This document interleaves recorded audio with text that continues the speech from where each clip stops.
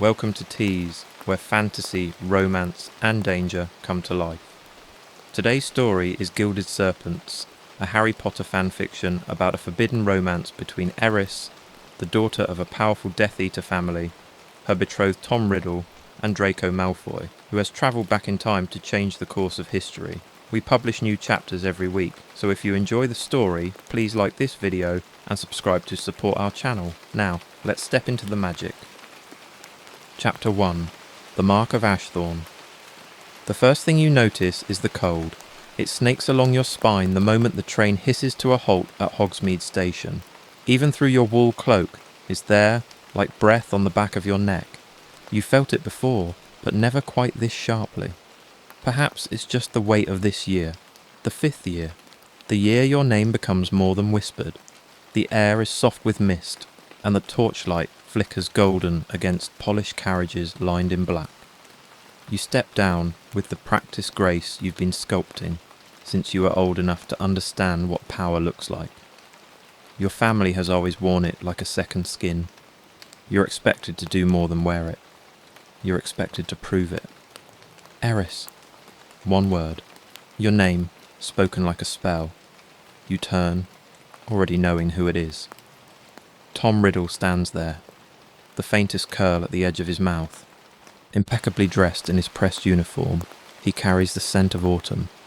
Crisp parchment, faint cloves, and something darker, almost metallic. He does not bow his head in polite greeting. He doesn't need to. The circle from which both of you hail is built on unspoken rules. Tom, you manage with equal restraint, meeting his eyes. They are not beautiful, they're arresting. Cold honey and sharpened steel. He walks beside you without asking. I trust you received the letters. You nod. 2 letters, sealed in wax with a serpent, curled around a rose, the Ashthorne sigil.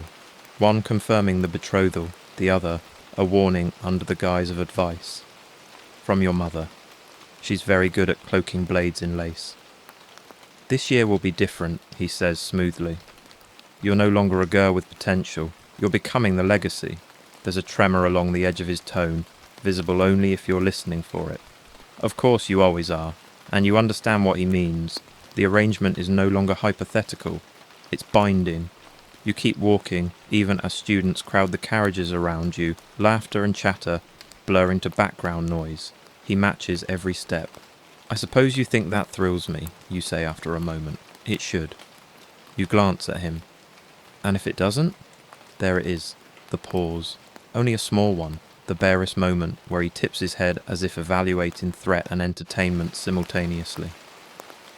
I'll make it so, he says, with velvet certainty. A whisper of tension pulses between you, but you don't flinch or blink. You'll have to try harder, you whisper. Tom smiles, a real one, serrated and gleaming at the edges.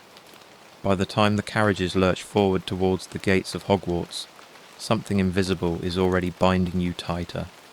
This begins now. The dungeons hum with ancient magic that you've always found comforting. You know every echo, every crack worn into the green-veined stone. Your family's name is carved into these walls in invisible ink, in fealty and fear.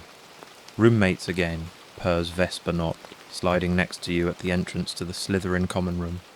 We're always roommates, you reply, distractedly, murmuring the password. Chryselephantine. The wall melts open. Lamps flicker to life. The room is silver in shadows, filled with the wealthy and the wicked. Everything here sparkles, even the lies. You're about to retreat to your dormitory when you hear it. The low crackle of fire and a voice, unfamiliar and irritatingly amused. Well, back in time, and still reeks of pride. He's seated casually near the hearth, wand in one hand and a half-eaten sugar quill in the other. His silver blonde hair catches the firelight like snow catching flame. He's older, perhaps 16, maybe 17. You've never seen him. You've certainly never allowed anyone to look at you like that. He stands slowly, mock bow in place. Draco Malfoy, 6th year, transfer from Durmstrang. A Malfoy, you ask? Cool but attentive. You know the Malfoy line, but there are none recorded quite like him. His smile fades slightly, scrutinizing you now. And you must be the Ashthorne they warned me about. You lift an eyebrow. I didn't know I warranted warnings. You do, he replies, voice like polished steel. Even in other timelines. You blink. He smiles again, more carefully this time. Slip of the tongue. Tom watches it all from the far corner, silent and smiling like a statue sculpted in malice. You hadn't noticed him enter, but of course he's here.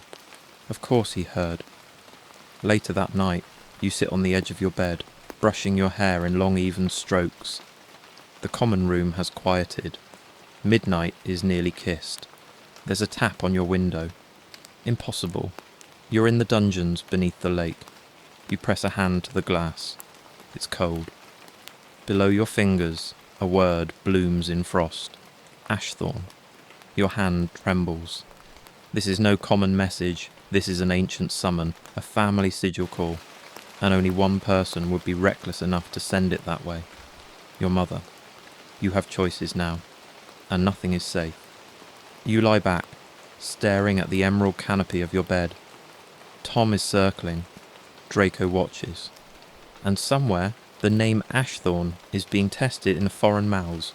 Your future is no longer a line, it's a web. And you might be the spider or the fly. Chapter 2, The Frostpath, Rune. Hogwarts is different at night. Older, quieter, as if history curls up in her stone bones and dreams in strange tongues. Torchlight flickers against the damp stone of the dungeon corridor, steady at your back but paling before you. The frost trail shimmers faintly in the dark, a lace of feathery ice spreading along the cracks between stones, glowing faintly with colourless magic. You touch it gently. Your fingertips numb instantly. Your breath fogs in the cold, and yet it feels inviting, like something familiar. Your blood sings. The trail leads downward, deeper than you knew Hogwarts even went. Past the Slytherin common room, past the cellar doors the elves use, past the winding stair that no one ever speaks of, one that reacts not to passwords but to bloodlines. You prick your finger with a spell-whittled pin and touch the iron railing. The metal drinks your blood without stain, and the stones beneath shift. A stairwell opens, whispering. It smells of ancient water and silver, of serpents and secrets. You descend. The frost deepens the farther you go. It's no ordinary cold. It's old magic and ritual-bound.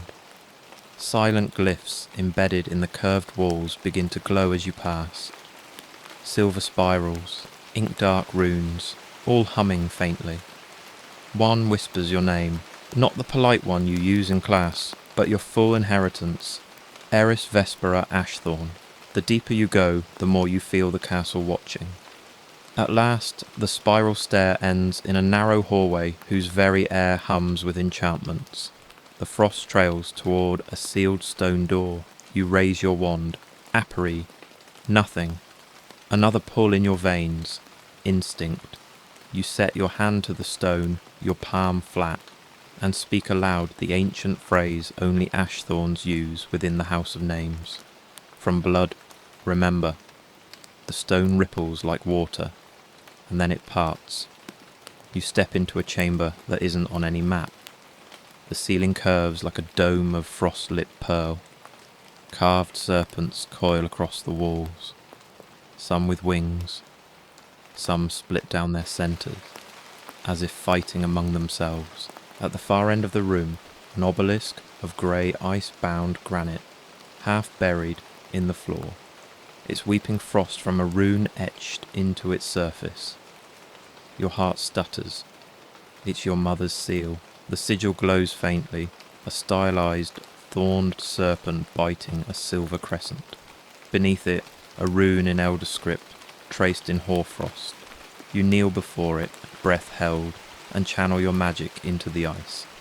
The air groans, the rune flares, and a voice, not echoing from stone, but sounding within your mind, whispers, "Daughter, the serpent has never been whole. Choose the one unmoored by time, or all shall fracture. The rest lies beneath the frost. You sway, dizzy, you don't understand, but you do. You know, you recognise her voice, even softened by enchantment. Althea Ashthorne, matriarch of your line, disappeared nearly a decade ago after her final letter to your father, the one that made him lock you out of her chambers and burn her journals. No one ever spoke of her again, until now. You reach toward the rune, breath quickened, magic flexes, but the frost crests up your fingertips, nipping at your pulse. There's more to read, but not now. You're not ready. The rune closes like a frozen flower. Above you, the ceiling groans, but not with pressure, with alert. Something, or someone, is aware. You spin around, but you are alone. A whisper brushes your thoughts, unmoored by time. Someone at Hogwarts doesn't belong. Someone not meant to be here. Draco Malfoy. You've barely spoken, but you've noticed him. Too poised, too expectant. His gaze too calculating for a fifth year, even a pureblood. And you noticed how he flinched when Tom entered the Great Hall. Tom, you think of the promise you wear like a chain. Your engagement is political, inevitable. You're Slytherin, you understand. But this rune, this warning from your vanished mother, speaks clearly against it. You take the edge of your cloak and wrap it around your hand, brushing away the remainder of the Frostpath, hiding it. You rise and trace your steps back, but not before whispering a final question into the chamber. Why now? The frost answers faintly. Because you are almost 16. You shiver, not from cold, from truth. When you climb out from the hidden stair and the wall seals behind you, the midnight corridor seems emptier. You smell cloves and old parchment. You freeze. Tom Riddle is waiting at the end of the corridor. His arms are folded behind his back, as if in politeness. A smile plays along his mouth, but it's not warm. It gleams like a knife behind silk. I thought I might find you here, he murmurs. You've been curious lately. Your throat tightens. And you've been watching. He inclines his head, amused. I always watch what's mine. You hold still. Am I? There's no answer, only the pressure of his gaze, steady, assessing. Then footsteps beyond the corridor. Lighter, a scuff of polished leather. Draco Malfoy turns the corner, his brow furrowed. Not in confusion, but concern. And he sees you, sees Tom. His eyes narrow. Tom steps closer beside you. He doesn't touch you, not yet. But his presence wraps around you like a spell. You step back without thinking, and bump into Draco's chest. Everything holds perfectly still. Tom's voice is soft. Mr. Malfoy, how fortunate. All paths seem to converge tonight. You don't know who moved first, but spells are already humming in the air. You're the pivot, and they are the storm. Chapter 3. The Whispers Between Years. The astronomy turret shivers with wind. Torchlight from the nearest corridor gropes at crumbling stone and vanishes, leaving the archway behind you bathed in gloom. You cross its threshold anyway, your footsteps careful, your breath anchoring you to the cold. Draco Malfoy is exactly where you thought he'd be, where you've watched him slip off to these past 3 evenings. He's solitary against the midnight sky, a long scroll unspooled in his lap, quill dancing in swift, deliberate strokes over a parchment dusted with star ash and secrecy. You lean against the arched window frame just above him. His hair glints silver in the scattered starlight. You're not very good at hiding, you say, softly. He doesn't look up. That depends on who's hunting me. Your voice is hushed and sharp. What are you doing, Malfoy? Finally, his eyes meet yours. Grey, unreadable, the colour of storm clouds. Charting constellations that won't be born for another century. You blink. Time magic, he continues, and his smile is slow, almost sad. Impossible to contain. It bleeds. If you know where to look, you can see which stars hum slightly out of tune. The parchment is strange. The lines snake like veins through a sky not your own. Magical ink glistening faintly even in low light. You squat beside him, brushing a fallen pine needle off the stone floor. I saw you charm your robes to change like Slytherin's crest the day you arrived. Old magics. Symbolic. Draco studies you. He doesn't deny it. You're not meant to be here, you whisper. He exhales. Slow. Neither are you. That strikes something uneasy inside you. A tiny cracking sound behind your ribs. I was born to this. No, he murmurs. You were raised in it. There's a difference. The ancient stone beneath you hums as the wind claws past the opening again, pushing hair into your mouth. You tuck it behind your ear. Tell me why you're really here. You don't ask gently. He closes the scroll and stands, brushing his knees off. He's taller than Tom, more controlled, less coiled. They both carry secrets like armor, but Draco's are the kind you suspect are already scars. I can't, he says. You step in, close, not touching, not yet. Because of me? A pause, and then, yes. Your spine tightens. Am I meant to stop him? Draco runs a tired hand through his hair. You're meant to fray him, just a thread, at the edge. Maybe that's enough. That name isn't spoken, but you hear its echo down the corridor of your mind. Tom. He's honey and hemlock, your betrothed. And shadows shift differently when he enters a room. What is he? You ask. What does he become? And Draco, finally, heartbreakingly honest, just one moment, gives you the thing he'd held back even from Dumbledore himself. A god, born of graveyard earth, and the lies he told himself so long they turned real. You lurch back like struck. He's still just a boy, you manage. Draco shakes his head. You've seen more than you admit. That's true, the whispers Tom thinks you miss. The way his smile drips poison when no one watches. The dreams you never remember, but wake from with your hands clenched and heart pounding. You draw yourself up. If you want to stop him, if that's what you're here to do, why not just kill him? Malfoy's mouth twists with something like bitterness. Because that's how he wins. Silence blooms again between you, velvet and viscous. You whisper, so what's your plan? He doesn't respond at once.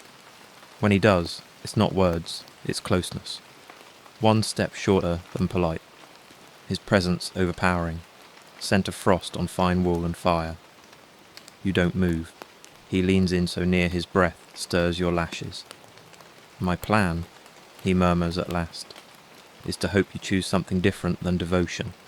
He retreats before your pulse can catch up. You're not his, he adds, tilting his head. Not unless you want to be. He's gone before you form a reply, cloaks snapping behind him like a final page. The stars above stir. One shifts, just slightly. You're left with nothing but a charmed scroll that pulses faintly where you touched it. A point of connection, smudged with ink, and the weight of 1,000 whispered futures. Something's already changing, and the castle keeps its breath held for you.